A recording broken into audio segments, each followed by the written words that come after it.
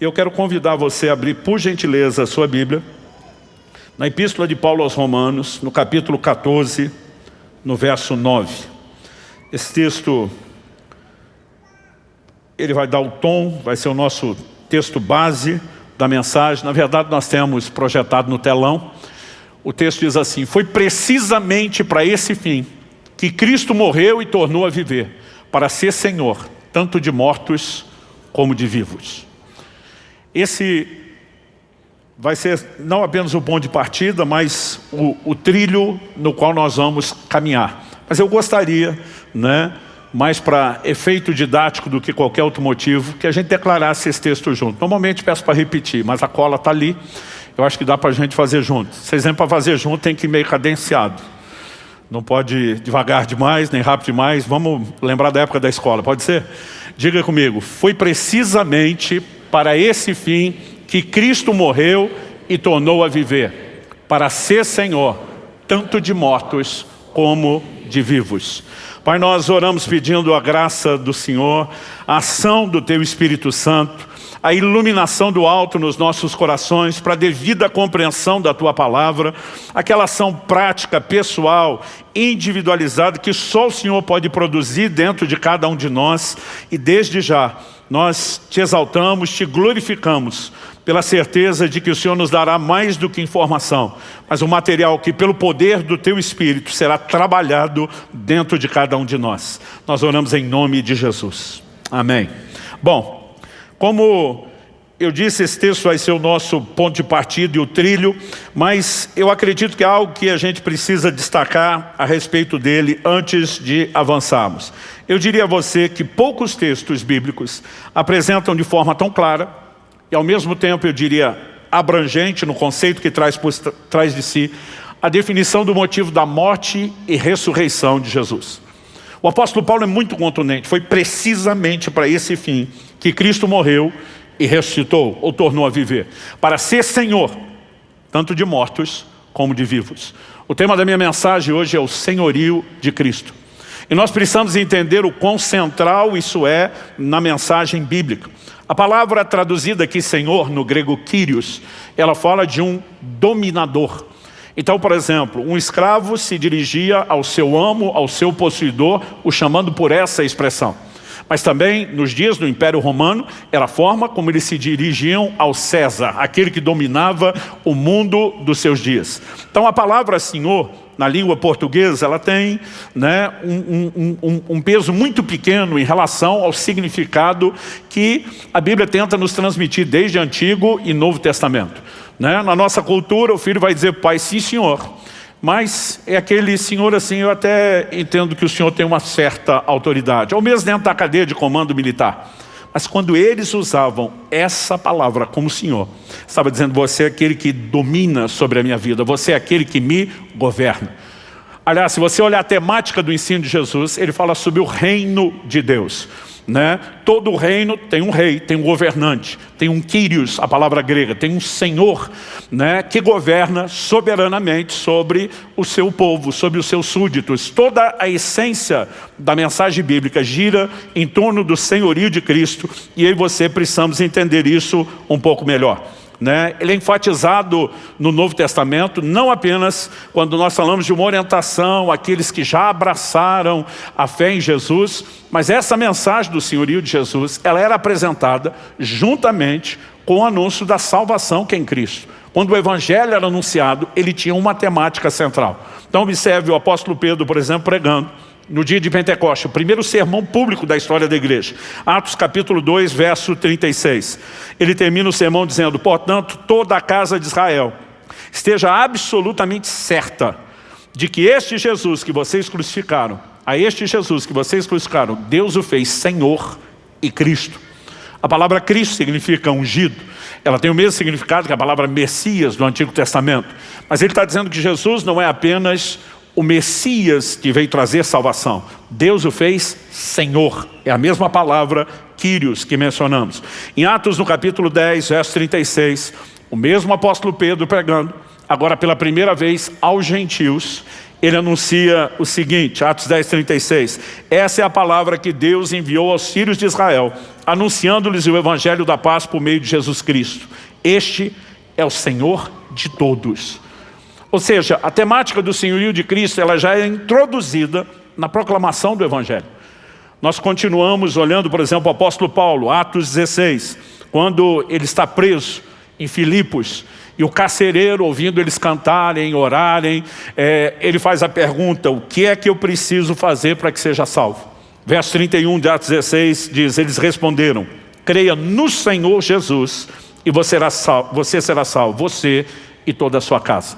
Quase sempre que a Bíblia fala de Jesus como Salvador, ou a salvação que Ele oferece, ela sempre o apresenta primeiro como Senhor, e depois mostra que o reconhecimento de fé no senhorio de Jesus pode produzir em você salvação. Creia no Senhor Jesus, né? Essa era a afirmação. É a palavra Senhor, de novo, é a palavra aqui, Kyrios. Em Romanos 10:9, o apóstolo Paulo explica agora a doutrina. Se com a boca você confessar Jesus como Senhor, e em seu coração crer que Deus o ressuscitou dentre os mortos, você será salvo. Crer no coração, confessar com a boca. Confessar a Jesus como Senhor. A igreja, e desde que eu me entendo por gente, a gente vê o evangelho sendo pregado dessa forma. A igreja moderna mudou aquilo que a Bíblia diz. A gente diz para as pessoas: você tem que crer e confessar Jesus seu Salvador. A Bíblia nunca falou isso. Mas Ele não é Salvador? Claro que é. Se você o confessar como Senhor, você vai ser salvo. Você só vai ser salvo porque Ele é Salvador. Mas embora Ele seja Salvador, Salvador não é o objeto da confissão. O objeto da confissão é Senhor. O reconhecimento do senhorio de Jesus é o ponto de partida para que nós possamos experimentar a salvação e todos os desdobramentos do pacote, do combo completo que Deus nos oferece junto com a salvação. Então, se o senhorio é algo tão importante e central, nós precisamos entendê-lo.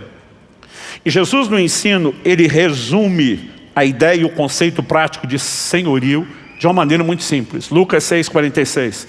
Por que é que vocês me chamam Senhor, Senhor, Kyrios, Kyrios, e não fazem o que eu vos mando? Jesus está dizendo que na prática, a essência do senhorio é definida pela obediência.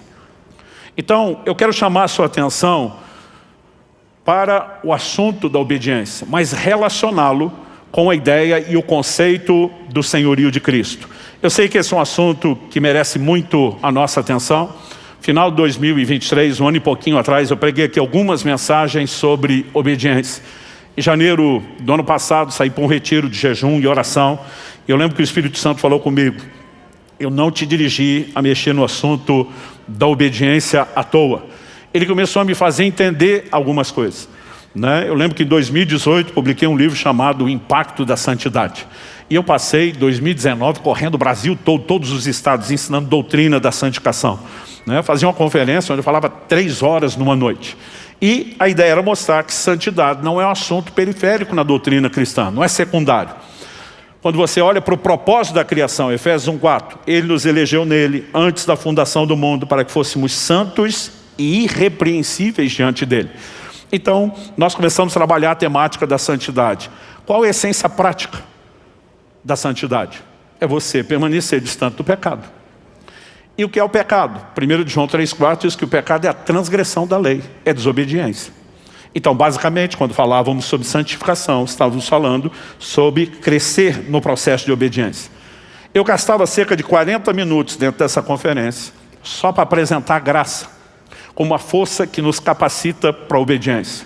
Então, a partir disso, final de 2021, lancei um outro livro chamado Graça Transformadora, porque eu comecei a perceber impossível viver santidade, um assunto tão central, sem entender a manifestação prática da graça. E passamos a falar bastante a respeito disso. Mas todo o ensino da graça era para mostrar que ela era uma força capacitadora para a obediência, que por sua vez é a expressão prática de santidade. Quando estava nesse período de jejum e oração, o Espírito Santo me deu um desenho. E escrevi um 3º livro para formar trilogia. Não foi lançado ainda, pode ter certeza que a hora que sair nós vamos fazer o barulho, né? Mas Deus me deu um desenho completo para que sistematizasse toda a doutrina da obediência. E eu lembro que foi só quando terminei o livro sobre obediência. Estava com umas 300 páginas escritas. O Senhor começou a falar comigo: o próximo material que você vai trabalhar é o de senhorio. Porque o senhorio também tem como essência a obediência. Todos esses assuntos estão profundamente relacionados, né? É impossível a gente abordar aqui de maneira rápida o que em 3 livros eu já ocupei mais ou menos umas 1000 páginas, né? 300 em 2 deles, 400 em outro. Mas o ponto que eu quero observar é que de vez em quando nós precisamos de um resumo geral da macrovisão e de vez em quando nós precisamos pegando os muitos tópicos que formam a macrovisão e aí trabalhá-los de forma detalhada. Eu quero trazer uma visão do senhorio de Cristo, macrovisão, o panorama bíblico, para que você entenda a importância da obediência na prática da vida cristã. Eu quero construir isso começando pelo problema, como tudo, né, começou lá no Jardim do Éden. O que é que Deus tinha planejado, como a maionese desandou, vamos falar assim, né, o problema, o que é que aconteceu. E a partir de entendermos isso, nós conseguimos compreender um pouco melhor qual a solução que Deus ofereceu. E só depois de considerar qual foi o problema e a solução, é que nós queremos entender qual o chamado de Deus, de maneira prática para mim e para você, para andarmos nesse lugar de sujeição ao seu senhorio, ao seu governo. Então a gente tem que começar pelo início. Em Romanos no capítulo 5, no verso 12, Paulo faz uma releitura do que acontece com Adão e Eva lá no Jardim do Éden. E ele diz assim: por meio de um só homem, uma clara referência a Adão, entrou o pecado no mundo, através do pecado a morte, e a morte passou a todos os homens. O pecado não trouxe dano apenas para Adão, mas para toda a humanidade. Quando a Bíblia fala de morte, ela não está falando de fim de existência. Quando alguém morre e o seu corpo, né, simplesmente foi sepultado, isso não significa que o ser espiritual deixou de existir. Mas ela fala de separação. Ou seja, a pessoa perde a conexão com esse mundo e com o relacionamento com seus semelhantes, porque isso findou. É uma separação, mas não é fim de existência. Quando a Bíblia fala dessa morte interferindo no plano de Deus, ela também sempre fala de separação e não de fim de existência. Isaías 59:2 diz: as vossas iniquidades fazem separação entre vós e o vosso Deus, de modo que ele não vos ouça. O pecado gerou desconexão. Ele trouxe essa consequência da morte espiritual. Efésios 2 diz que Deus nos vivificou quando nós estávamos mortos nos nossos delitos e pecados. Mas quando você olha para a essência do problema, ela foi basicamente o quê? O que é que trouxe essa separação? O que é que trouxe, né, a morte e toda essa consequência? Um ato de desobediência. O Senhor claramente diz: vocês podem comer de toda a árvore do jardim, mas da árvore do conhecimento do bem e do mal, vocês não podem comer. Todo o problema se origina no que nós podemos classificar de a rebeldia humana, a desobediência. Esse é o ponto central de todo o problema da humanidade. E a gente precisa olhar para isso como tal. Repito, qual a definição de pecado? Citei antes, 1 João 3,4, que o pecado é a transgressão da lei. Eu queria ler esse mesmo versículo na versão fácil de ler. Todo aquele que comete pecado também desobedece à lei de Deus, pois pecar é desobedecer à lei. Essa é a definição de transgressão, desobediência. E todo problema se origina da desobediência. Agora, a consequência daquele pecado inicial nos cria um problema para toda a humanidade, que a gente chama de um problema de natureza, e nos coloca debaixo de um rótulo. Qual era o rótulo? Em Efésios 2:2, o apóstolo Paulo fala dos filhos da desobediência. E eu queria ler o texto todo. Efésios 2, de 1 a 3. Ele lhes deu vida quando vocês estavam mortos em suas transgressões e pecados, nos quais vocês andaram no outro tempo, segundo o curso desse mundo, segundo o príncipe da potestade do ar, do espírito que agora atua nos filhos da desobediência. Entre eles também todos nós andamos no passado, segundo as inclinações da nossa carne, fazendo a vontade da carne e dos pensamentos, e éramos por natureza filhos da ira, como também os demais. Então ele mostra que os filhos da desobediência estão debaixo de ira e condenação, mas nós éramos por natureza. O que significa isso? Adão não cometeu apenas um pecado que o separou de Deus. A Bíblia nos mostra que o pecado afetou a natureza do primeiro homem, o primeiro cabeça de raça, e esse passou a multiplicar seres semelhantes a si. A gente costuma dizer que o pecado não é apenas uma ação, o pecado é um problema de natureza. A Bíblia nos mostra isso com clareza. Eu nasci em iniquidade, Salmo 51:5. Em pecado me concebeu minha mãe, Salmo 58:3. Os ímpios se alienam desde a madre, desde que nascem proferem mentiras.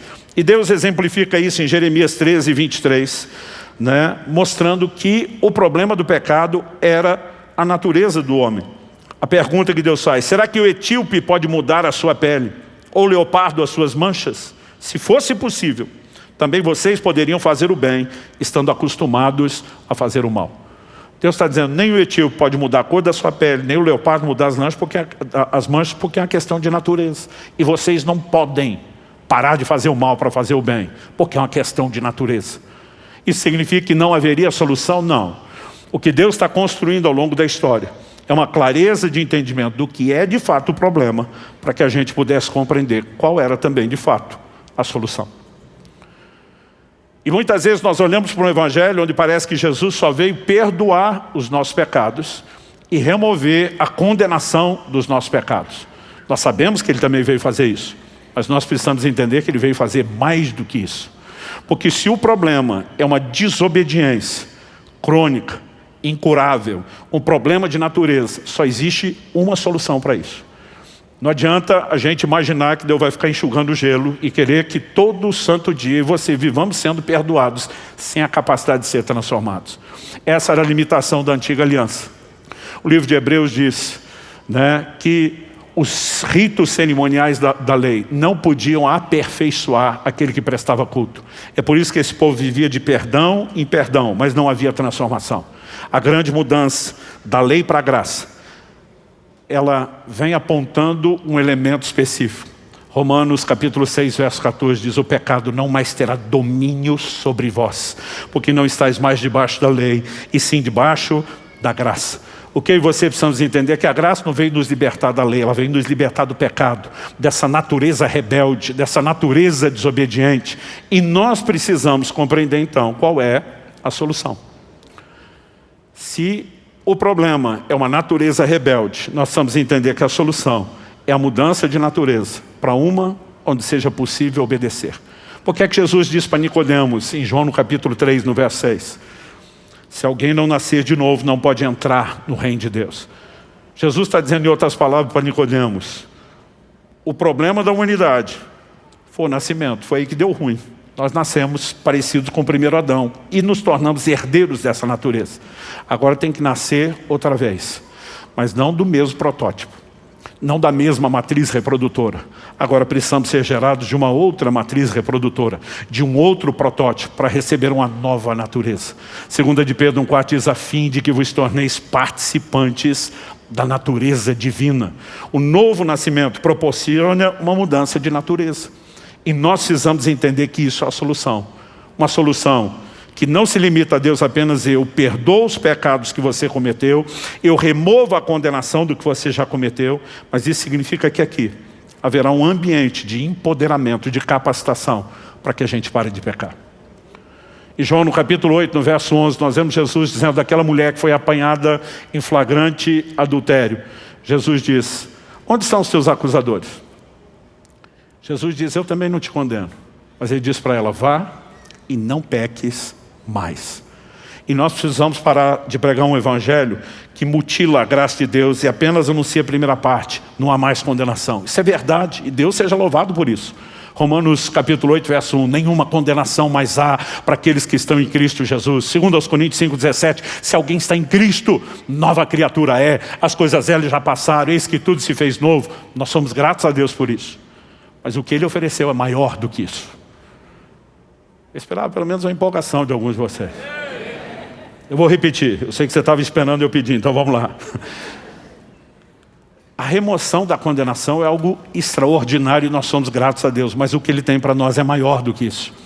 O evangelho é um evangelho de transformação e nós precisamos entender que a solução é exatamente essa. O Senhor veio nos oferecer uma nova natureza. Então eu quero chamar a sua atenção para entender a construção desde a antiga aliança. Na época da lei, Deus usa o profeta Jeremias para anunciar a chegada de uma nova aliança. Jeremias 31, 33. Deus diz, porque essa aliança que farei com a casa de Israel depois daqueles dias, diz o Senhor. Na mente lhes imprimirei as minhas leis, e também no seu coração as inscreverei. Eu serei o Deus deles, e eles serão o meu povo. Deus diz nessa nova aliança, eu não apenas serei o Deus deles, eles serão o meu povo. O fato de que eles poderão ser chamados de meu povo é porque eu vou escrever no coração deles as minhas leis. Eu vou imprimi-las na mente de cada um. Deus está dizendo, aquilo que nunca pôde entrar no mais profundo do ser deles, a ponto de moldar e mudar na natureza. Deus diz, eu vou colocar do lado de dentro a capacidade de andar na minha lei em obediência à minha palavra. Nós precisamos entender que essa capacitação para a obediência é algo central no Evangelho. Então, se o problema, como destacamos em primeiro lugar, era a rebeldia humana, eu e você precisamos entender que a solução não é só perdão da rebeldia, mas ele está ligado à restauração da capacidade de obedecer. Quem está entendendo, diga amém. Então essa é a solução. E quando Jesus diz àquela mulher, não te condeno, vá e não peques mais. Eu sei que na cabeça de muitos de nós é uma mensagem difícil de absorver. Eu lembro quando, ainda garoto, adolescente, lendo Mateus 5,48, vejo Jesus dizendo, sede vós perfeitos, como perfeito é o vosso Pai Celestial. Primeira coisa que eu pensei, exagerou, hein, Jesus? Estava empolgado. Né? Porque na minha cabeça já não é possível ser perfeito. O que dizer perfeito no mais absoluto padrão de perfeição, que é o do Pai Celestial. Mas se alguma coisa que Jesus falou não é digna de confiança, por que é que o resto seria? Então a gente tem que olhar e cogitar. Só tem duas probabilidades lógicas aqui. Ou Jesus falou a verdade ou não falou. Mesmo que você queira desdobrar ele não ter falado a verdade por motivos diferentes. Né? Ou porque não conhecia, ou porque deliberadamente estivesse enganando. Nós sabemos que isso não cabe na pessoa de Jesus. Ele é luz, ele não há trevas alguma. A Bíblia diz que ele não pode mentir. Então eu e você precisamos olhar e dizer, peraí, ele falou a verdade. Então é possível não pecar, não desobedecer. Isso não significa que a gente vai conseguir sozinho ou com o nosso esforço. É aí que nós precisamos entender o que não só a mudança de natureza, mas todos os recursos que acompanham essa obra da salvação e do Evangelho. Quais são os recursos que Deus nos disponibilizou? Porque mesmo com a experiência do novo nascimento, a mudança de natureza não é instantânea. Porque a verdade é que você recebeu uma nova natureza sem perder a velha. Jesus explica para o Nicodemos. Quando ele fala nascer de novo, ele diz, vou entrar no ventre da mamãe, ser dado à luz outra vez. Né? Jesus diz, Nicodemos, o que é nascido da carne é carne. O que é nascido do Espírito é Espírito. Jesus está dizendo, quando você entrou no mundo, foi o nascimento de carne. Foi nesse que deu ruim. Não adianta repetir esse. Se houvesse uma forma hipotética de repetir o primeiro, você ia viver no loop, na repetição. Toda vez que você nascesse outra vez, nasceria com o mesmo problema e a mesma natureza pecaminosa. Jesus diz, o novo nascimento é no Espírito. Quando eu e você nascemos de novo, na experiência de conversão a Cristo, isso é o que acontece no nível do nosso Espírito. É ali que nós recebemos a nova natureza. Mas o dia que você se converteu, seu Espírito desencarnou, desincorporou, saiu do corpo vagando por aí? Não. Então essa nova natureza do seu Espírito, ela está habitando dentro de uma morada velha, que é o seu corpo de carne, que carrega a velha natureza e inclinação ao pecado. E aí nós vamos ter que entender a orientação bíblica prática. Se despir do velho homem, está falando do comportamento antigo, e se revestir do novo. A transformação não é instantânea, o aperfeiçoamento não é instantâneo.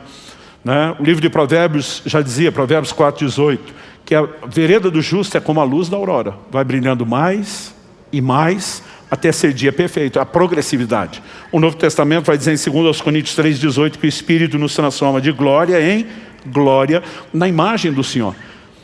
A expressão transforma, a mesma que vai aparecer lá em Romanos 12, transformai-vos pela renovação da vossa mente, é a palavra metamorfose. Ela não é transformação instantânea, é transformação por processo. Mas eu e você precisamos entender no que Deus quer nos transformar, qual a responsabilidade que nós temos, porque senão jamais viveremos a transformação. E essa transformação, ela nos torna semelhantes àquele que é o modelo de obediência.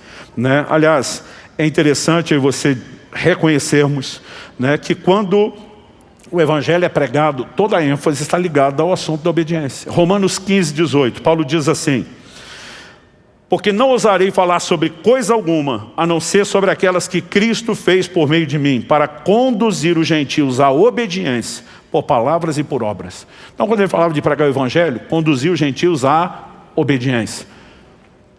Essas afirmações não estão aí na Escritura à toa. Aliás, nós podemos dizer que a obra de Cristo, na minha e na sua vida, mudou o rótulo que nós tínhamos. Filhos da desobediência era parte do passado. Em 1 de Pedro, capítulo 1, versos 14 e 15, a Bíblia diz: como filhos da obediência, não vos amoldeis às paixões que tinhas anteriormente, na época da desobediência, na vossa ignorância. Pelo contrário, segundo é santo aquele que vos chamou, tornai-vos santos também vós mesmos em todo o vosso procedimento. Toda a conduta e o comportamento do cristão precisa de transformação. E nós precisamos entender que isso não é apenas uma exigência, não é apenas uma imposição que Deus vai nos cobrar o tempo todo, mas é um projeto, é um alvo, e Ele tem toda uma capacitação para nos conduzir a tal. Mas nós precisamos entender o que Deus quer, se nós queremos corresponder com Ele e de fato dar a devida resposta. Não importa se a gente vai falar do primeiro tópico do problema, ou se nós vamos falar do segundo que estamos abordando agora, que é a solução. O primeiro do problema era a rebeldia. A solução é a restauração da obediência. Quando você olha para a definição do Evangelho, do que aconteceu com Adão, do que Cristo veio fazer, nós temos aí uma temática comum. Romanos 5,19. Paulo diz assim: porque pela desobediência de um só homem, Adão, muitos se tornaram pecadores. Assim também, por meio da obediência de um só, muitos se tornarão justos. A própria obra de Adão, que compromete tudo, é apresentada como desobediência. Mas aquela que Cristo veio para reverter o que o primeiro tinha feito, é apresentado como um padrão de obediência. E nós precisamos entender, o Evangelho transita, dentro desse cerne. A própria perdição eterna é anunciada não só para os que não creem. Nós sabemos que Jesus disse: quem crê será salvo, quem não crê já está condenado. Mas nós precisamos entender que a Bíblia o tempo todo também relaciona isso com obediência ou desobediência. 2 Tessalonicenses capítulo 1, final do verso 7 e o verso 8. Falando do retorno de Cristo, a Bíblia diz: quando do céu se manifestar o Senhor Jesus, com os anjos do seu poder em chama de fogo, tomando vingança contra os que não conhecem a Deus e contra os que não obedecem ao Evangelho do nosso Senhor Jesus. Então, toda a temática proposta agora, na obra de Cristo, tem a ver com obediência, porque Ele está se concentrando na solução do que era o problema: rebeldia e desobediência. A gente precisa dessa macrovisão. Senão é difícil até entender o lugar de importância, que a obediência tem. Então, destacado o problema, que era a rebeldia humana, enfatizada a solução, que envolve o empoderamento, a capacitação para a obediência. Nós precisamos crer nessa capacitação. Eu olho para muito cristão e parece que eles acreditam que a tentação é algo sobrenatural, mas que resisti-la seria um esforço humano natural. Como é que nós vamos ganhar essa guerra? Aliás, eu brinco que o crente, quando peca, não lembra dos textos bíblicos. Mas depois que peca e vai confessar, a verdade, muito crente não confessa, ele justifica. Eu brinco que o mesmo crente que não lembrou do texto bíblico na hora de pecar, ele vira teólogo depois que pecou. Outro dia um falou para mim: pastor, como diz a Escritura? E aí começa a citar Romanos 7 de cor: miserável homem que sou, quem me livrará do corpo dessa morte? O bem que eu quero, esse eu não faço, o mal que eu não quero, esse faço. Tipo assim, não tem jeito. Eu falei: filho, Romanos 8, versículo 2. Porque a lei do Espírito da vida em Cristo Jesus te libertou da lei do pecado e da morte. Nós precisamos olhar para a palavra de Deus de forma correta. Um dia perguntei para um que tinha me confessado uma bobagem que fez. Falei: como é que você conseguiu chegar a esse ponto? Ele falou: culpa do Satanás. Eu falei: tenta outra. Essa Eva já tentou. O Adão jogou a culpa em Deus, na mulher, a mulher jogou a culpa no cão. Eu falei: tenta outra que essa não corre. Não, pastor, está lá na Bíblia que o Satanás é tentador. Ele é o tentador, ele me tentou, a culpa é dele. Eu falei: 1 Coríntios 10:12 diz: o que está em pé, cuide para que não caia. Depois de chamar a gente a responsabilidade de ficar em pé para não cair. No versículo seguinte, o verso 13, Deus diz assim: não vos sobreveio tentação que não fosse humana. O texto diz que Deus é fiel, não permitirá que eu e você sejamos tentados além das nossas forças. E ainda afirma: pelo contrário, juntamente com a tentação proverá livramento. Então o que é que eu e você precisamos entender? Se a Bíblia está dizendo que não vos sobreveio tentação que não fosse humana, a tentação é humana. ela é natural, ela não é sobre-humana, não é sobrenatural. Mas o cara insistia, mas Satanás é o tentador. Eu falei, criatura, para. Satanás está do lado de fora. A tentação está do lado de dentro. Ele olhou para mim e falou, como assim? Eu falei, Tiago 1,14. Cada um de vós é tentado quando atraído e enganado pelo próprio desejo. Eu falei, a sua concupiscência, o seu desejo que te trola. Não, mas Satanás é tentador. Eu falei, vamos lá, o tentador está do lado de fora, a tentação está do lado de dentro. O tentador é sobrenatural, porque ele é um ser espiritual, mas a tentação é um desejo natural. O tentador externo, do lado de fora, sobrenatural, não pode enfiar a goela abaixo dentro de você, é um desejo que você não tem. O máximo que ele pode fazer do lado de fora é botar o cardápio debaixo do seu nariz e provocar e estimular o seu desejo. Então, o tentador é sobrenatural, a tentação não é. E se a gente não reconhecer isso, gente, nós não vamos longe. Porque se a tentação é sobrenatural e eu tenho que vencê-la no meu esforço natural, deu ruim. Você já deu um perdido antes de começar, consciente ou inconscientemente. Agora, o que é sobrenatural nessa história? Não é, nunca foi e nunca será a tentação. Deus está dizendo, não sobreveio tentação não fosse humana. Deus está dizendo, isso é natural. Então, o que é sobrenatural? O livramento. Deus proverá livramento. A única coisa sobrenatural é a capacitação para vencer a tentação. Há uma graça, há uma força capacitadora que nos empodera na nova aliança a vencer a tentação, a vencer a inclinação, a desobediência e não pecarmos. Quantos são gratos a Deus por isso? Então nós precisamos entender que a proposta do Evangelho não é só ficar perdoando pecados que não podem parar de ser repetidos. É nos levar a um lugar onde haja aperfeiçoamento, onde haja transformação, onde haja essa capacitação e empoderamento à obediência. Essa é a solução. Dito isso, vamos para o terceiro e último lugar. A obediência é o cerne, o centro, a essência da prática da vida cristã. Você pode repetir isso comigo? Diga, a obediência é o cerne da vida cristã.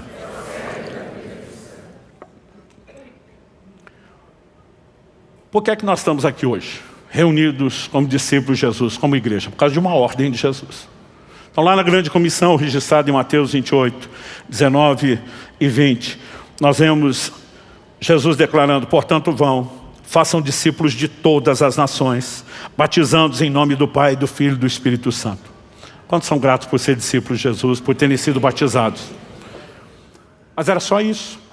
Fazer discípulos das nações e batizá-los, não. Verso 20. Ensinando-os a guardar todas as coisas que tenho ordenado a vocês. Jesus simplifica o motivo pelo qual eu e você nos tornaríamos discípulos, seríamos batizados. Andar em obediência ao que Ele nos ordenou. Obediência é o cerne da expressão prática da vida cristã. E se você começar a observar qual é a relação que a obediência tem não contra, outros assuntos que são alicerces, fundamentos, né, da nova aliança, você começa a entender um pouco melhor a sua importância. Então vamos falar da fé. Abacuque capítulo 2, verso 4 diz que o justo viverá da fé. Efésios 2,8 diz que nós somos salvos pela graça mediante a fé. Mas não é apenas ser salvo pela fé. A Bíblia fala de viver pela fé. Em Romanos 1,17, a Bíblia diz que a justiça de Deus se revela no Evangelho de fé em fé. Assim como a transformação é progressiva de glória em glória, há um crescimento na fé. Então é fé para a salvação, mas é cada vez mais fé. E aí, o apóstolo Paulo escrevendo aos Romanos vai citar Abacuque 2,4, pois está escrito, o justo viverá da sua fé. Todo o nosso relacionamento com Deus é fundamentado em fé. Hebreus 11,6 diz, sem fé é impossível agradar a Deus.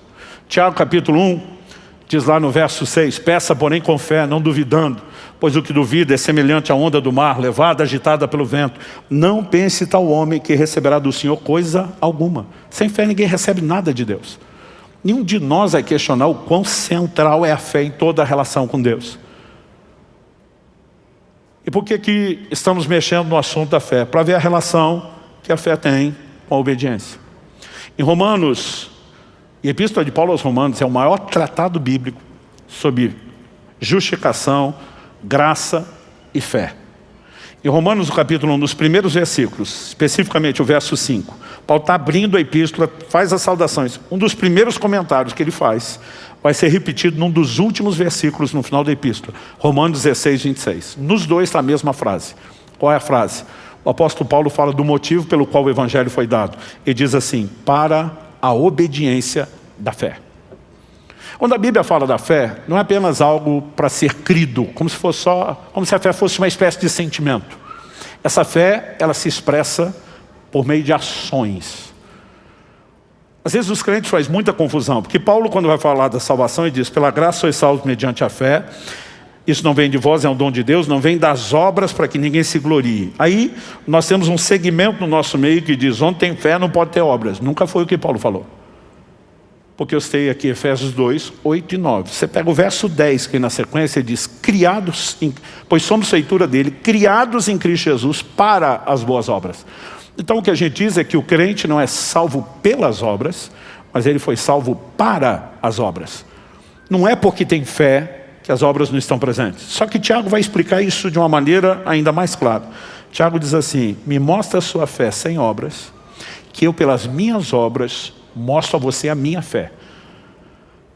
A Bíblia diz que a fé tem uma confissão, tem que crer no coração e falar com a boca. A Bíblia diz que a fé tem uma visão, Moisés ficou firme como quem vê o invisível. E a fé tem ação, gente. Qual é a ação prática da fé? A obediência. Então vamos falar da fé que salva. A gente disse no início que não é apenas reconhecer Jesus Salvador, mas é crer e confessá-lo como Senhor. Senhor significa que Ele é o governante, Ele é o rei, e Ele governa soberanamente sobre mim como súdito. Aí eu declaro que eu creio nisso a ponto de ser salvo, mas eu não obedeço o meu Senhor no dia a dia. A minha conduta está alinhada com a minha fé? Evidentemente que não. Então nós precisamos entender que a obediência é talvez a maior expressão de fé que nós podemos encontrar nas Escrituras. E aí você entende por que ela é um assunto tão central. Vamos pular para outro exemplo. E a ideia aqui não é esgotar, vou falar só de 3, de vários que poderíamos falar e que talvez eu fale mais ao longo do ano aqui.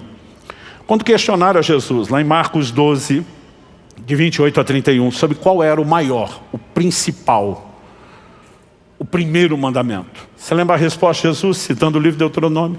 Amarás o Senhor teu Deus de todo o teu coração, com toda a tua alma, com todo o teu entendimento, com todas as tuas forças. Marcos 12, 30. Se amar a Deus é o maior mandamento, nós precisamos entender biblicamente qual é a melhor expressão do nosso amor para com Deus. E Jesus define isso em poucas palavras em João 14, 21. Aquele que tem os meus mandamentos e os guarda, esse é o que me ama. Ele está dizendo, se você me ama, eu não quero só ouvir a sua boca dizendo isso. Eu quero ver suas ações de obediência expressando isso. Quando era garoto, se aproximava alguma data festiva que envolvia meu pai, aniversário dele, ou dia dos pais, e a gente começava a rodear, perguntar o que ele queria ganhar de presente. Evidentemente, íamos pagar com o dinheiro dele, mas a gente queria fazer a cortesia com o chapéu dele mesmo. Para mim era frustrante, porque meu pai sempre dizia, vocês não precisam me dar nada. O único presente, o melhor presente que vocês podem me dar é obediência. Para mim aquele era um clichê que eu não aguentava ouvir. Mas um dia meu pai falou, um dia você vai ser pai e vai me entender. E quando me tornei pai, eu não entendi só ele. Eu entendi a expectativa do Pai Celestial, que espera que nós, os seus filhos, possamos valorizar obediência. Entender que isso é um ato que expressa não apenas amor, mas honra. Jesus é claro nisso. Aquele que tem os meus mandamentos e os guarda, esse é o que me ama. Então qual é a forma como eu e você vamos expressar fé na conduta prática do dia a dia em Jesus, nosso Senhor? Obediência. Qual é a forma como expressamos o nosso amor por Ele? O cumprimento do maior mandamento? Obediência. E nós falamos a respeito de salvação, mas a salvação depende do reconhecimento do senhorio. Então vamos voltar na declaração de Paulo. Se no teu coração creres que Deus ressuscitou Jesus dentre os mortos e com a tua boca confessares Jesus como Senhor, será salvo. Assim como fé, assim como maior mandamento. Não dá para dizer que salvação não é uma das temáticas principais do Novo Testamento. Mas se para ser salvo eu tenho que reconhecê-lo como Senhor, vamos voltar ao que eu falei lá no início da introdução. Como eu e você podemos de forma prática expressar que estamos debaixo do senhorio. Lucas 6,46, vamos voltar lá de novo. Por que é que vocês me chamam Senhor, Senhor, e não fazem o que eu mando? Se eu sou Senhor, vocês têm que me obedecer. Então, se a essência do senhorio é a obediência, e a essência da salvação é o reconhecimento do senhorio, como é que você vamos transitar em qualquer dos principais assuntos da doutrina bíblica sem passar pelo terreno da obediência? Não é um assunto que eu e você tenhamos que ignorar, mas de alguma forma eu sinto que se nós não valorizarmos isso, a gente não vai conseguir levar as pessoas a um lugar de compreensão, prática do como andar nisso dia a dia. Alguém me perguntou, quando em 2022 eu fiz mais de 120 edições da conferência Graça Transformadora no país todo. As pessoas me perguntam, pastor, por que o senhor está nesse esforço de correr o país todo? Falei, porque eu preciso convencer o povo que o assunto é importante, porque senão eles não lêem o livro. E por que a gente tem que convencer? Porque parece que durante muito tempo na doutrina bíblica, a gente tratou da obediência como se fosse o tema dos poucos santificados que talvez consigam chegar lá. E nós não entendemos que esse é o caminho de Deus para todo mundo. Mas se a gente começar a entender o lugar de importância, a gente tem que se deixar ser mais atraído, não apenas dar atenção, processar, digerir, mas entender as ferramentas práticas para que a gente viva nesse lugar de obediência, de sujeição ao senhorio de Cristo. Mas agora me deixa fazer outro questionamento. Eu falei da fé, falei do amor a Deus e falei da obediência, a rendição ao senhorio dentro do processo de salvação, para mostrar que em todos esses assuntos a obediência ela está relacionada. Mas agora me permita fazer um questionamento. Essas áreas que nós abordamos, a gente pode, além de experimentar o avanço, a gente pode viver retrocesso. E a resposta é sim. Então vamos falar da fé. Porque alguns estão olhando para a conversão pela fé, quase como se fosse o camarada que fez um concurso público para entrar naquele lugar de funcionário público com instabilidade, que não pode ser mandado embora. Então eles acham que a conversão pela fé é assim, eu tinha que crer para entrar. Agora que entrei, ninguém me tira daqui. E a minha pergunta para as pessoas é, você realmente consegue acreditar nisso? Porque quando a Bíblia diz que eu sou salvo pela fé, mas que o justo vive de fé, e que a justiça, a justificação de Deus vai se revelando de fé em fé, significa que o que foi começado tem que ser continuado, de preferência que haja crescimento. Mas o apóstolo Paulo diz em 2 Timóteo 4,7, combati o bom combate, encerrei a carreira, guardei a fé. Porque Paulo iria se gloriar de guardar algo que não se pode perder. Agora, se pode perder a fé, nós sabemos que pode, porque Paulo escreve a Timóteo, 1 Timóteo 1,19, fala de alguns que naufragaram na fé. Eu sempre faço questão de explicar o que é essa alegoria. A maioria de nós hoje não se locomove usando barcos como eles na antiguidade. Mas eu quero um naufrágio. Alguém entra num barco atracado num porto, com o propósito de fazer uma jornada, que quando encerrada, o navio vai atracar no porto de destino, eles vão descer em segurança. O que era o naufrágio? A interrupção da jornada, impedindo a pessoa de chegar ao lugar, ao destino final, e ainda fazendo com que aquelas vidas se perdessem e perecessem. Paulo transporta isso para a fé. E diz, alguns naufragaram, nunca terminaram a jornada de fé, não chegaram ao lugar onde deveriam. E você precisa entender que a fé tem que ser mantida. E se obediência é uma expressão de fé, e você não podemos comprometer a obediência ao longo do caminho, achando que está tudo bem só porque um dia a gente creu. Quando você fala do maior mandamento, Apocalipse 2, carta ao anjo da igreja em Éfeso, depois de, nos versos 2 e 3, elogiar toda a boa conduta, no verso 4, Jesus diz assim para o líder dessa igreja, tenho porém contra ti, que abandonaste o teu primeiro amor. Então, o cara começou bem. A Bíblia chama de primeiro amor aquela descoberta de Jesus, quando a gente vem cheio de paixão e empolgação. O Senhor disse, eu tenho isso contra você. Outro dia um irmão falou para mim, pastor, o senhor pode orar por mim? Eu falei, claro, pelo quê? Ele falou, estou em crise. Eu falei, qual a crise? Ele falou, perdi o primeiro amor. Eu falei, não, então você não está em crise, você está em pecado. Ele me olhou assustado. Não, pastor, o senhor está levando isso muito a sério. Eu falei, eu não, é a Bíblia que diz isso. Olha o que Jesus diz para a pessoa que ele fala de perder o primeiro amor. Lembra de onde caíste, chama de queda. Arrependa-se. Por que está chamando ao arrependimento? Volta à prática das primeiras obras, restaura isso. Isso não é uma crise. Agora, se o amor, que é o primeiro mandamento, que pode se começar muito bem, pode ser comprometido, e a expressão do amor é baseada na obediência, significa que pode ter retrocesso nessa área, Gente, qualquer questionamento que nós vamos fazer vai nos levar ao mesmo lugar, claro que sim. Em Gálatas 5:7, Paulo pergunta: vocês corriam bem, quem foi que impediu vocês de continuar obedecendo a verdade? A obediência não pode ser comprometida, ela não pode ser relativizada ao longo da caminhada. E nós precisamos ser diligentes nisso. Quem está entendendo, diga amém. Em Hebreus, no capítulo 4, no verso 11, a Escritura diz: portanto, esforcemo-nos por entrar naquele descanso, a fim de que ninguém caia. Repita comigo: a fim de que ninguém caia. Está falando de um esforço, a fim de que ninguém caia, segundo aquele exemplo de desobediência. Você vai olhar o contexto do texto, capítulo 3 e 4. Está falando daquela geração que sai do Egito, mas nunca entrou na terra prometida. A Bíblia diz que eles se rebelaram contra Deus por 10 vezes no deserto. É por isso que a Escritura disse: hoje ouvides a sua voz, não endureça o coração. E a Bíblia está dizendo: nós temos que nos esforçar para ninguém cair, reproduzindo o exemplo de desobediência. Por que está registrado lá? 1 Coríntios 10:11, Paulo diz: essas coisas foram escritas para nossa advertência, para nosso exemplo. Então a gente tem bom e tem mau exemplo nas Escrituras. Tem exemplo a ser imitado e tem exemplo a ser evitado. Mas a advertência é: sua obediência, seu nível de entrega, de rendição ao senhorio pode ser comprometido. Então, se eu sou salvo pela fé, mas começo crendo e paro de crer, como é que eu garanto a continuidade da salvação? Se o que Deus espera de mim como primário é amá-lo, e eu posso retroceder nisso, e a forma de expressar amor é a obediência, no final das contas você percebe que tudo está relacionado a uma única temática. A obediência, ela é central nas Escrituras. E aí você, precisamos não apenas entender como crescer na obediência. A Bíblia diz no livro de Hebreus que o Senhor Jesus foi aperfeiçoado e aprendeu a obediência pelas coisas que sofreu.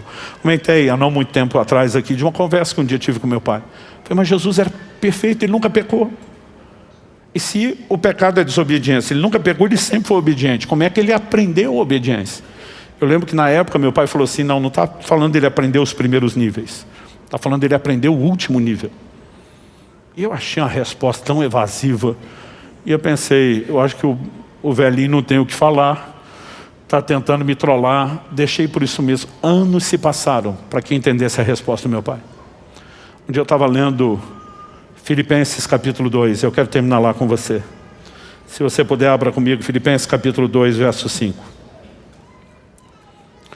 A Escritura diz: tenham entre vocês o mesmo modo de pensar de Cristo Jesus, que mesmo existindo na forma de Deus, não considerou ser igual a Deus algo que deveria ser retido a qualquer custo.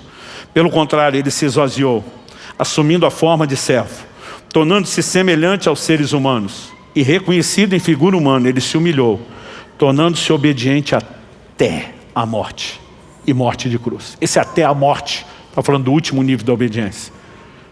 E esse, embora Jesus nunca tenha transgredido em absolutamente nada, ele não havia sido testado nesse nível. E quando chega a hora, você conhece o dilema do Getsemane: Pai, se possível, passa de mim esse cálice.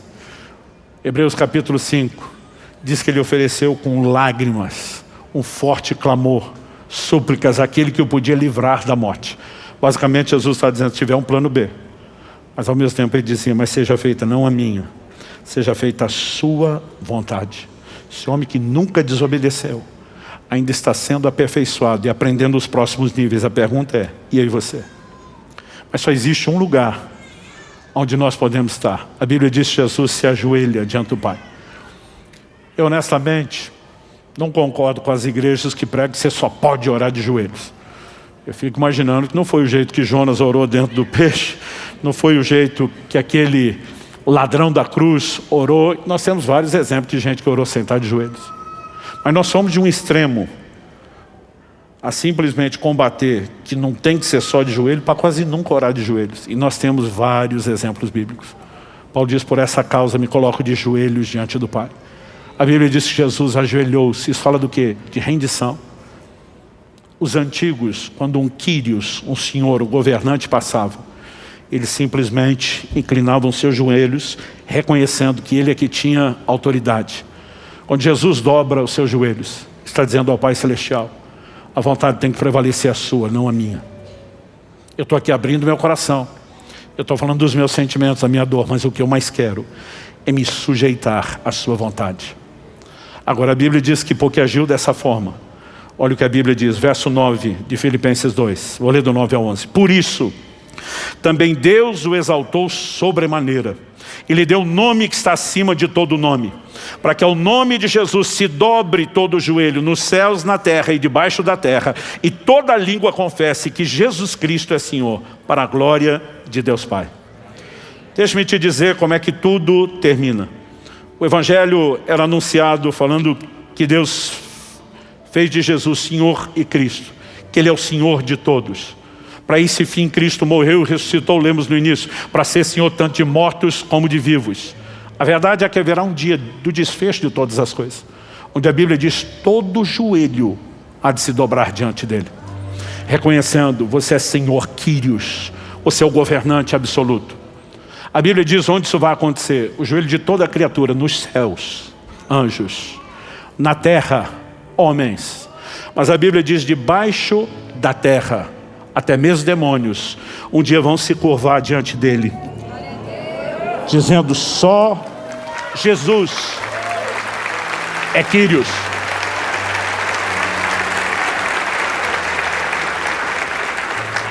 O problema é que alguns só vão se curvar quando não tiver mais oportunidade de serem afetados pelo reconhecimento, quando já estiverem debaixo de condenação.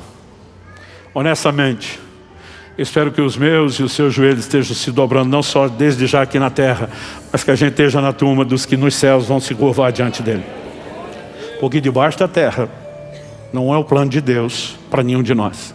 O problema é que os que deixarem para reconhecer o senhorio só depois, não poderão ser afetados mais pelo reconhecimento. Hoje, o reconhecimento de rendição voluntária, aquele que é Senhor, é uma volta ao plano original de Deus, que cria o homem para andar em obediência. Deus não tem nenhuma necessidade da nossa obediência. Mas sem obediência existe separação. Nós não temos mais conexão, intimidade, comunhão com o Criador. Não há como a gente olhar depois do sermão todo do monte. Você lembra como Jesus termina? Ele termina ensinando sobre a importância de não ser apenas ouvinte, mas ser praticante. Deus espera que eu e você não apenas conhecemos a palavra, espera que a gente ande nela. A Bíblia fala, o apóstolo Paulo escreve sobre alguns que têm aparência de piedade, mas negam o poder. Ele fala como crente, ele age como crente, ele veste como crente, ele vai nos ambientes de crente. Mas a conduta do dia a dia está negando o poder que empodera para a obediência. Porque de alguma forma, às vezes nós estamos querendo viver o ambiente, mas nós estamos negando a essência. Ter Jesus como Senhor é mais do que ter uma confissão. Nós precisamos demonstrar isso a cada atitude. Evitando o pecado. Onde existe algum tipo de pecado cometido, e o pecado deveria ser uma surpresa e não planejamento, e você precisamos ter atitudes imediatas de arrependimento, de humilhação, de conserto, onde a gente volta a se sujeitar ao senhorio de Jesus. O senhorio de Jesus é o tema central, essa é a razão pela qual ele veio. E aí você acreditar que ele morreu e ressuscitou só para perdoar pecados, mas não deixá-lo ser Senhor da nossa vida, não poderia estar mais incompleto ou mais distante da verdade. Eu não vim te apontar o dedo, nem jogar pedra em você.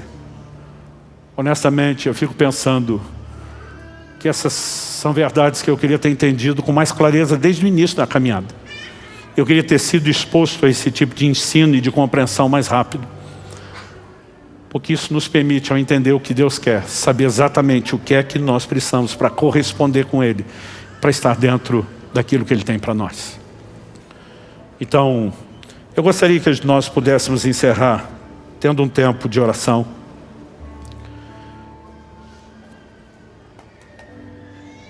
E durante esse tempo de oração, eu gostaria que você pudesse reafirmar o senhorio de Jesus sobre a sua vida.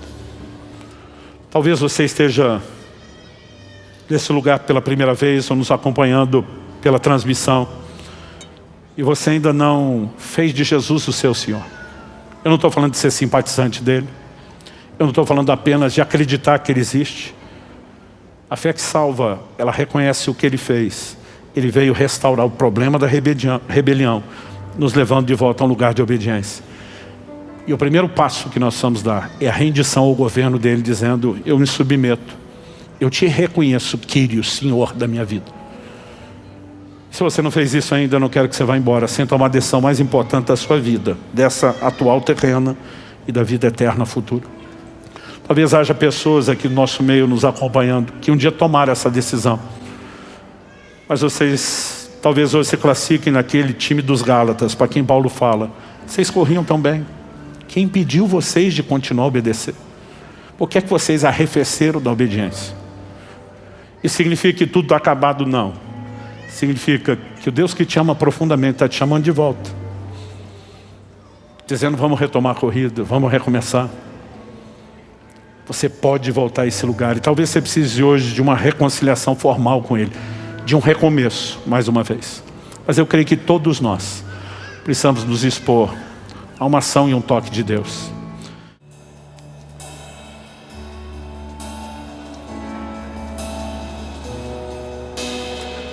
Muitas vezes nós acreditamos que o ambiente de oração é apenas o lugar onde buscamos em Deus que Ele atenda às nossas necessidades. E nós precisamos compreender que a oração vai muito, muito além disso. Nós precisamos aprender a praticar esse ambiente de rendição, do qual Jesus nos deu exemplo. Seja feita não a minha, mas a sua vontade. Momentos onde você sente sua carne está sendo atraída para fazer aquilo que desagrada a Deus. E você vai para o lugar da oração: não me deixe cair em tentação, livra-me do mal. Senhor, eu não quero agradar a minha própria natureza carnal, eu quero agradar o Senhor. Eu estou buscando recursos. A Bíblia diz que eu e você temos que nos achegar ao trono da graça. Há uma interação com essa graça que nos capacita. E a melhor forma é por meio de uma vida de oração. Jesus diz: vigiai e orai para que não entreis em tentação. Alguns de nós só vamos orar depois de ter caído. Você não precisava nem entrar. Há um lugar de rendição que nós precisamos praticar. Deus me fez lembrar de um episódio muito curioso. Quando meu filho estava na transição da pré-adolescência para a adolescência, eu vim ensinando muito a ele a importância de fazer escolhas. Eu dizia: filho, você é livre para fazer suas escolhas, ou você acaba se tornando escravo das consequências. Ou você tem que ponderar muito. E eu comecei a incentivá-lo cada vez mais. Eu colocava diante dele situações de escolha para que ele se exercitasse, se treinasse. E eu falei: olha, se você tomar essa decisão, provavelmente pode acontecer isso, isso, isso de bom, mas pode ter isso, isso, isso, que não é tão bom. Mas se você tomar essa outra decisão, certamente essa parte boa vai acontecer, mas é muito provável, porque aqui também você tem isso que na de lá você não teria. E eu falei para ele: e aí? O que é que você vai escolher? Eu lembro até hoje, ele olhou para mim e falou: pai, o que o senhor quer que eu queira? Eu falei: não, eu quero que você faça suas escolhas. Ele falou: pai, eu já entendi que o senhor está me treinando a escolher, que o senhor me deu liberdade. Mas ele olha para mim e fala: o senhor é mais vivido que eu, é mais experiente que eu. O senhor enxerga mais do que o senhor já está me mostrando. O senhor quer o melhor para mim. Seria estúpido não procurar entender o que é que o senhor gostaria que eu escolhesse. Ele falou: eu não estou tentando anular a minha vontade. Eu estou entendendo o motivo pelo qual o Senhor me deu a escolha. O Senhor me ama. Mas o mesmo motivo é aquele que me faz vir a você e dizer: me ajude a escolher. E de alguma forma, essa conversa com ele mudou minha vida de oração. Porque várias vezes eu ia diante de Deus e eu sei que o Senhor me deu o livre-arbítrio. Mas o que é que o Senhor quer que eu queira? Porque o Senhor nunca estabeleceu nenhuma restrição para me cercear, apenas para me proteger. Eu quero ser dirigido pelo Senhor. Eu quero ser governado pelo Senhor. E nós precisamos entrar mais profundo nesse lugar, onde essas batalhas são vencidas num ambiente de rendição, e a gente depois passa a experimentar de maneira mais clara o governo do Senhor na nossa vida. Você recebe essa palavra em nome de Jesus? Vamos ficar em pé. Antes de terminar, eu vou pedir, por favor, não saia correndo. Nós queremos orar com dois tipos de pessoa. Quem que está na escala? Regi, vem para cá. Te dá o privilégio de fazer essa oração. Aqueles que ainda não tomaram a decisão de entregar a sua vida a Jesus, ou que precisam de uma reconciliação. Talvez você diga, pastor, não é que eu não decidi, mas parece que pela primeira vez caiu a ficha. A sensação que eu tenho é que eu nem sabia direito no que eu estava crendo. E hoje, eu já fiz isso antes, mas meu coração está apertado para reconhecer publicamente o senhorio de Jesus. Eu quero que você escute seu coração. A Bíblia diz, hoje ouvi de sua voz, não endureça o coração. Às vezes a gente não entende, mas parece que tem algo lá dentro dizendo que você precisa disso. Mas para aqueles de vocês que querem pela primeira vez entregar a vida a Jesus, ou estabelecer um ato de reconciliação depois de ter se afastado, ou mere simplesmente vou abrir uma terceira possibilidade, reafirmar o senhorio de Jesus, talvez de uma forma como você não fez e não entendeu antes. Nós queremos terminar abrindo essa oportunidade, mas a gente não quer orar com você aí onde você está. Nós esperamos de você um posicionamento, porque essa foi a instrução do nosso Senhor, o Quírios, aquele que é o governante. E diz, todo aquele que me confessar diante dos homens, eu também o confessarei diante do meu Pai e dos anjos que estão nos céus. Mas ele diz, quem me negar diante dos homens, eu também o negarei diante do meu Pai e dos anjos que estão nos céus. Então a gente entende que isso se resolve publicamente. Mas para você, principalmente se é um visitante, não se sentir constrangido, eu quero que você saiba que essa audiência não está aqui julgando você. Eles estão torcendo por você. A Bíblia diz que há festa nos céus quando um pecador se arrepende. Jesus mandou a gente orar que a vontade de Deus seja feita aqui na terra como é feito no céu. Então ele queria que tivesse festa. Então esse é um momento do culto que nós mais esperamos. E quando aqueles de vocês vão tomar essa decisão, a tomam. Não se assuste com o barulho que nós fazemos festa. Nós celebramos. Então você não está no ambiente onde será julgado, será apoiado. Mas é muito importante que você manifeste publicamente a sua fé. Então, dito isso, eu quero perguntar aos que precisam entregar a vida a Jesus a primeira vez, ou que precisam de uma reconciliação. Quantos nessa manhã querem tomar essa decisão? Levante bem alto sua mão, mais alto que você puder. Eu vou pedir que mais do que levantar a sua mão, eu vou pedir que você saia do seu lugar, venha aqui na frente, pertinho da gente.